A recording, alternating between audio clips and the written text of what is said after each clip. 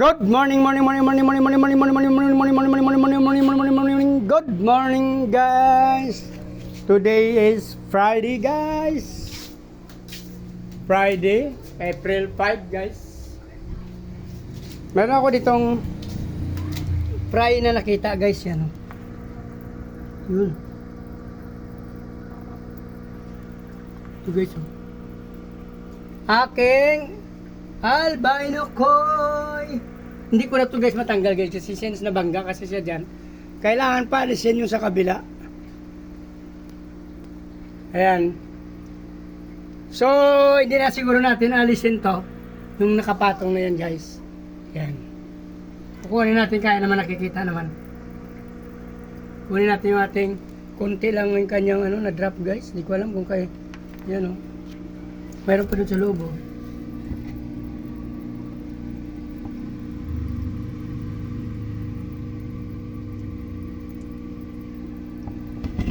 albino koi. Tsaka, guys, may pakita ko sa inyo kasi ang aking janitor dati nakahiwalay sila, guys. Pinagsama ko sila ngayon sa isang tub. So itatry natin, kung hindi ko alam kung kasi hindi ako marunong mag-gender ng janitor. Kung sinong nakapanood ng video na to at medyo marunong, nyo na lang, kasi mamaya ko na lang sa Google kung ano talaga yung female nito at male. Kasi yung isang maliit, isang malaki, sabay ko itong binili dati, guys. Tapos pinaglalagay ko yan dito sa aking tetra. Dito ko nakuha yung yung malaki. Yung isang maliit, dito ko nakuha yun, guys, sa aking tetra din na female. Yung isa nilagay ko kasi sa tetra female, yung isa nilagay natin sa tetra male. So habang nagbibinta-binta tayo sa labas, sa mga tabi ng kalsada, marami nagtatanong kasi sa akin ng janitor kung mayroon daw. So naisipan ko, siguro adult na rin to, maliit lang talaga yung isa. Kasi April 2023 pa ata to sa akin, or May, ganon. Yan. Hindi ko na matandaan, guys, pero 2023 pa to sila sa akin. So yung isang malaki na, yung isa napakaliit. So hindi ko alam kung alin ang babae dyan, kung babae ba tong malaki at lalaki ba yan. So kung sinong may alam at marunong sa pag-gender nitong janitor, paki-message na lang ako, guys. Yan. Pagsamahin ko sila kasi tatry ko baka mag-breed. Kasi bibili pa tayo ng maghahanap pa ako pag mayroon pa sa ibang pet shop. So hindi ko alam kung, kasi usually sa pet shop hindi naman sila di nila alam din kung babae o lalaki. Kahit sa gapi minsan di nila alam. Mas alam pa natin na nagbi-breed kasi na YouTube natin at na research kung paano ba ang pag-gender ng mga gapi. Sa pet shop hindi sila marunong. Hindi ko lang alam kung talagang dinideny lang nila talagang na marunong sila, pero talagang hindi sila marunong. Pero yung iba alam ko marunong din. Mayroon talagang pet shop na marunong talaga, kasi mayroon na rin ako na pagtanungan kahit sa Bita, alam niya sa isang pet shop na napuntahan ko, guys. So mayroon talaga iba na kunyari hindi alam, siguro tinatamad lang sila mamili kasi doon sa aquarium nila, guys, mayroong ganun kasi na pagbigyan mo ko ng male at female. Pag sinabi mo ng ganun, hindi ko alam yung male dito at female, kuya, sabi nila ng ganun. Pero sa ibang pet shop naman hindi ganun. So sige, kuya, ito alam nila.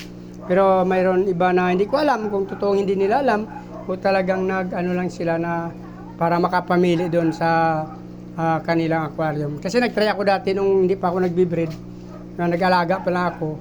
Tinatanong ko male at female kasi itatry ko nga ako pagsamahin. Hindi nila alam, guys, sabi dyan sa yung pet shop na pinuntahan ko nung una. So ito, guys, hindi ko pa ito na ilagay, nag-decide kung saan ko ilagay. May mga air pump pa naman ako dyan. May dumating pa naman ako ng air pump, bubbles saka splatter dyan. Meron pa tayo dyan. Pero since nagluluto pa kasi ako, guys, yan yung Chris Molino menu na naman, guys, ulit ang luto natin. Marami kasi tayong bangos. Bumili tayo ng guys, yung gulay na pang pakbet. Ito. Yan. Magbuti dyan, may yan dyan Kompleto na to, may ampalaya, talong, okra, mayroon na rin siyang kalabasa, guys. So, yan. Sitaw. So, minabuti natin na yan na lang, mas mura pa. Kasi yung iba nito, guys, yung may mga minsan may mga reject sa kabila, yung ginagawa kasi ng mga nagtitinda ng gulay, napapansin natin. Kasi ako, nakapagtrabaho din ako nung gumraduate ako ng high school sa palengke, guys. So, kahit nasa bigasan ako nakatrabaho, pero katabi ko yung mga gulayan tsaka isdaan. So, kung bakit nila ginagawa ito, guys, meron silang ginagawa to, iba talagang sinasadyang ginagawa ito kasi meron mga, yung talong minsan may damage sa dulo, yung ampalaya may damage sa dulo, yung sitaw. Kaya ginagawa nila ito, guys, na ano, parang pinakbit, no? Ginagawa nila. Minsan yung kaputol niya may damage, yan, ganyan. Tulad niyan, oh. Kaya ang ginagawa nila, ginagayat nila ng ganito, guys, para hindi naman sayang at mabibinta nila na pera. At saka actually, guys, kung kailangan mo talaga ng pinakbit saka panlagay mo sa yung mga pansahog, mas maganda to kasi mas mura yung ano nila presyo. Dito mo 30 to isang balot, pero kung bumili ka ng isang palaya, 2 talong, isang okra, isang tali ng okra at isang tali ng sitaw, abutin ka ng 50 pataas, may get pa. So ito 30 pesos lang to, guys, napakadami na siya. Kompleto na pati to, sitaw, kalabasa, talong, may ampalaya na rin siya, guys, yan. Ay, nakita nyo naman, oh. Pero yung ano dyan, din nakasama yung sibuyas sa kamatis, ako na naglagay niyan. Same sa ceiling green, yan. Kasi lalagay natin to, guys, pag kumulo na siya, oh. Yung pinirito nating bangus, yan.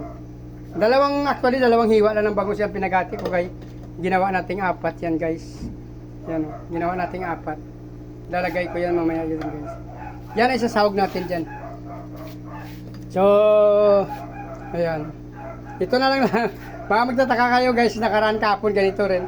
So, wala na kasi akong maiisip kasi wala nang isda at ito pinakamabilis. Naglaba kasi ako, guys, medyo pagod na. So, wala na akong naisip at itong pinakamadali. Hindi na ako bumili ng isda para hindi na magastos. Meron sa rip kasi na bangos. So, kung prituhin na natin, hindi tayo mabubusog masyado. Naisipan ko lagyan ng gulay, yan. Para may sabaw naman tayo. So, kung nagustuhan niyo yung video na to, guys, at natapos nyo, please like, follow, subscribe my YouTube channel, guys, Chris TV. Sama nyo na rin ang notification bell para updated kayo sa mga video na in-upload natin araw-araw, guys. Maraming salamat sa patuloy na suporta at panonood ng aking mga video, guys. Please, paki-follow nyo na rin ang aking Facebook page, Chris Molieno, guys. Maraming salamat. Nice ko. Mabuhay kayo hanggang gusto nyo. Bye-bye!